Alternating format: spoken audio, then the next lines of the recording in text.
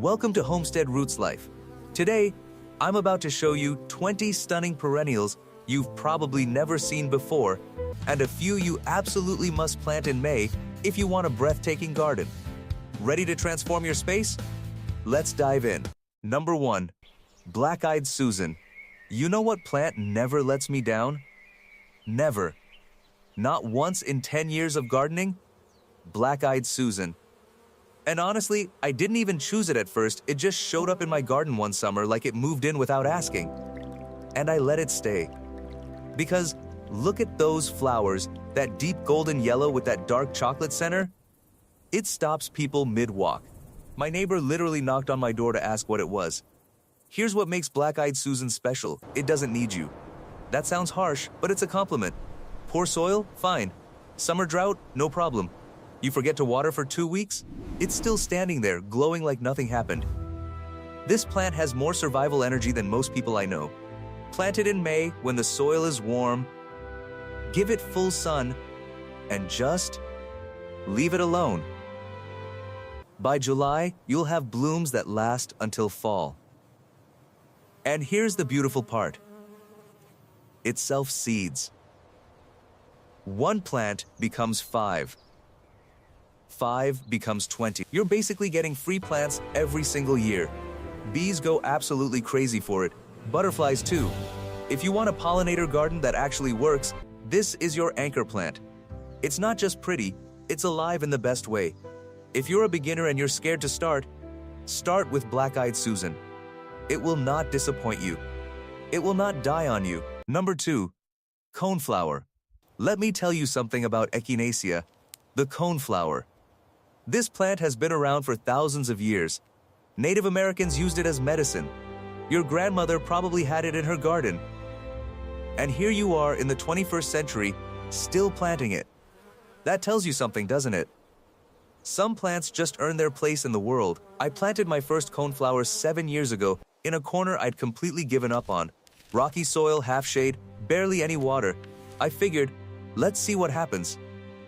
By year 2, that corner was the most beautiful part of my entire yard. Purple, pink, white blooms swaying in the breeze. I actually felt embarrassed for ever doubting it. The thing that gets me is the center. That spiky orange cone that stands up even after the petals drop. Birds, especially goldfinches, come and eat those seeds straight off the plant in late autumn. You just stand there watching and think, wow, I accidentally made a wildlife sanctuary. Plant Echinacea in May, full sun to partial shade, and forget about it. It spreads slowly over years, building into a gorgeous clump. And it blooms from June all the way to October. That's months of color from one plant. If you only plant one perennial this season, honestly, make it this one. It's medicine for your garden and your soul. Number 3. Shasta Daisy. There's something about a Shasta Daisy that just feels clean, honest, like it doesn't try too hard. White petals, yellow center, strong upright stem. It's the kind of flower you'd put in a mason jar on your kitchen table and suddenly your whole house feels like a farmhouse magazine shoot. I remember my mom growing these along our back fence when I was little.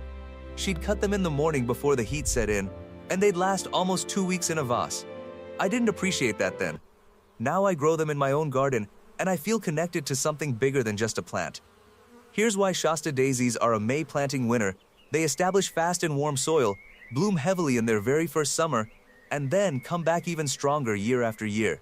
The clumps get wider, the blooms get more plentiful.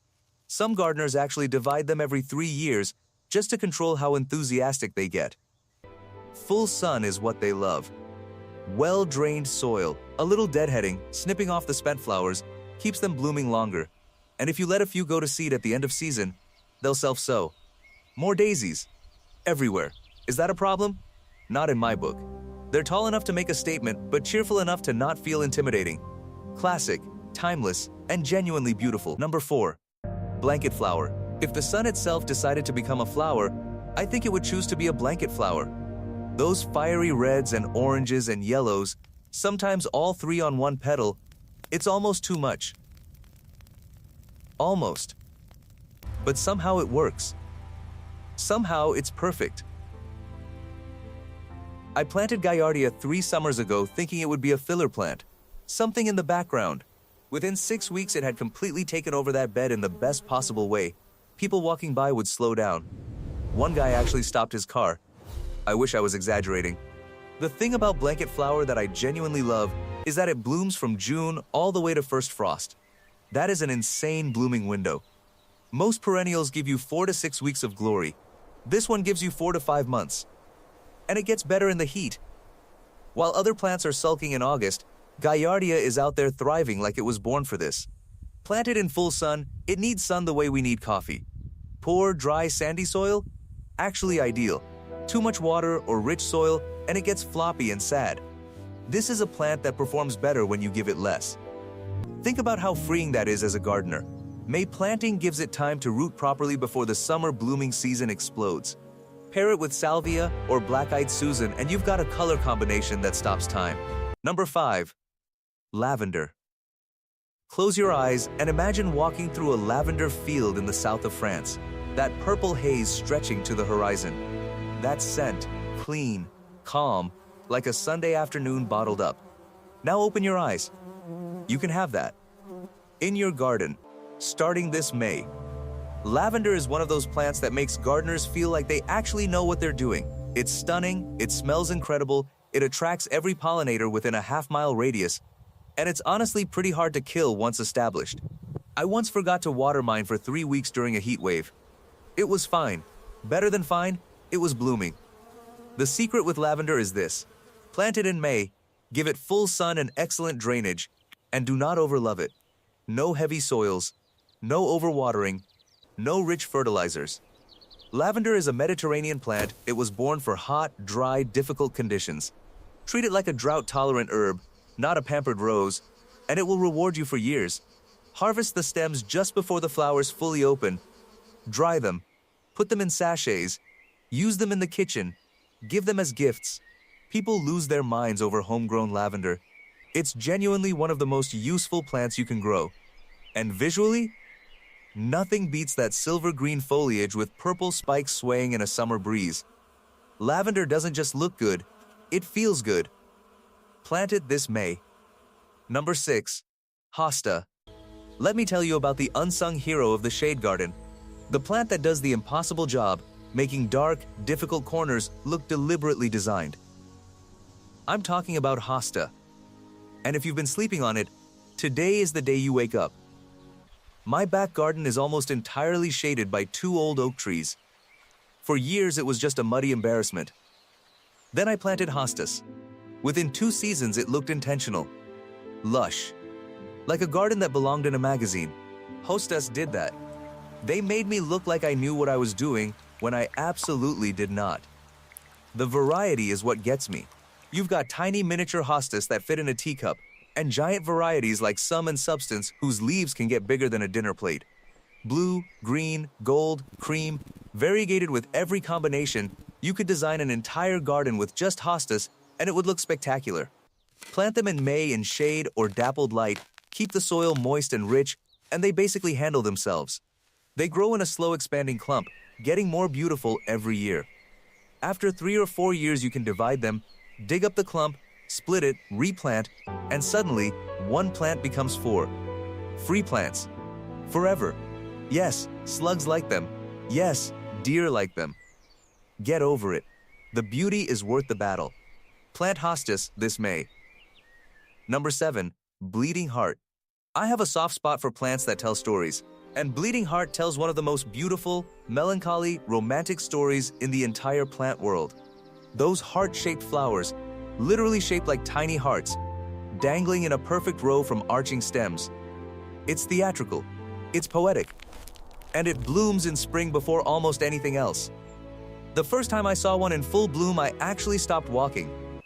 Just stood there on someone else's sidewalk staring at this plant thinking, how is that real? How does nature make something that precise? Those perfect pink and white hearts, one after another, swinging gently in the breeze. Plant Bleeding Heart in May in a shaded or partly shaded spot with rich, moist soil. It blooms gloriously in spring and early summer, and then, here's the part people don't warn you about, it goes dormant in the heat of summer. The foliage yellows and disappears. Don't panic. It's not dead. It's resting. It'll be back next spring, bigger and more beautiful. Pair it with Hosta or Astilbe so they fill in when Bleeding Heart takes its summer nap. That's smart gardening, letting plants take turns, covering for each other like teammates.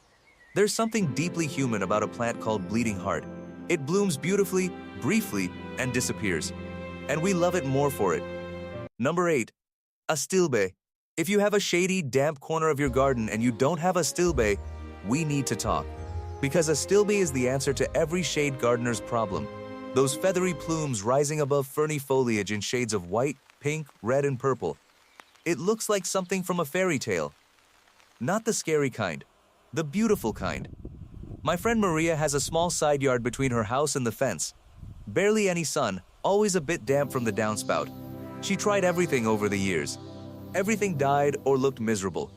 Then, she planted Astilbe. Now that side yard gets more compliments than her front garden. Here's what makes Astilbe special in the shade garden. It actually blooms. Most shade plants are grown for foliage.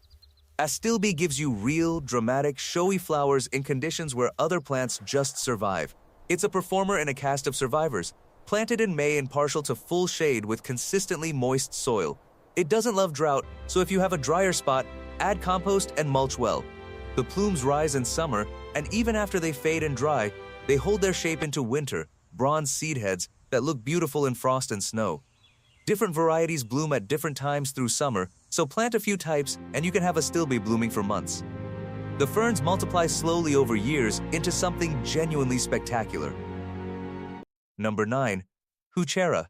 I'll be honest with you, when someone first told me to plant Heuchera for the foliage, not the flowers, I was skeptical. I'm a flower person, I want blooms. But then I actually saw Heuchera in person and I completely understood. Because those leaves are art. Deep burgundy, burnt orange, silver with purple veins, caramel with ruffled edges, lime green that glows in the shade. I have 12 different Heuchera varieties in my garden right now and every single one looks completely different. It's like collecting living paintings that get better every year. And yes, the flowers are actually lovely too. Delicate little bells rising on thin wiry stems in late spring, loved by hummingbirds. The name coral bells comes from those flower spikes, and they're worth paying attention to even if the foliage is the main event. Plant Heuchera in May, in partial shade to full shade, though the darker-leaved varieties can handle more sun. Well-drained soil is important. They're not fans of sitting in wet conditions. Give them decent compost and they'll reward you with year-round foliage color since they're semi-evergreen in most climates. The versatility is unmatched. Front of the border, containers, under trees, edging paths, Heuchera works everywhere. And with hundreds of varieties available, you'll never be bored. This is one addiction I strongly recommend you develop. Number 10. Delphinium. Some plants are beautiful. And then there's Delphinium, which is something else entirely. When a mature Delphinium is in full bloom, with those towering spikes of electric blue reaching 5, 6, sometimes 7 feet tall, it's genuinely jaw-dropping. I've seen grown adults gasp. Not exaggerate gasp. Actually gasp. I'll be real with you though, Delphinium is the high-maintenance member of the perennial world. It wants rich soil, regular watering, full sun, and staking because those tall spikes will flop in wind or rain. It can be fussy about heat, it prefers cooler summer temperatures. In very hot climates, it sometimes behaves more like a biennial than a true perennial. So why are we talking about it? Because nothing else gives you that color, that blue, that vertical drama. In a garden world full of yellows and pinks and purples, true blue is rare. And Delphinium delivers it like nothing else on earth. Plant in May after your last frost in full sun with rich, well-amended soil. Stake early before they need it. After the first bloom flush cuts back, cut the spike down and you'll often get a second bloom in early fall. That's the reward for your extra effort. The gardeners who grow Delphinium successfully have a certain pride about it, a quiet confidence, like they know something others don't. And honestly, they do. If you can grow Delphinium, you can grow anything.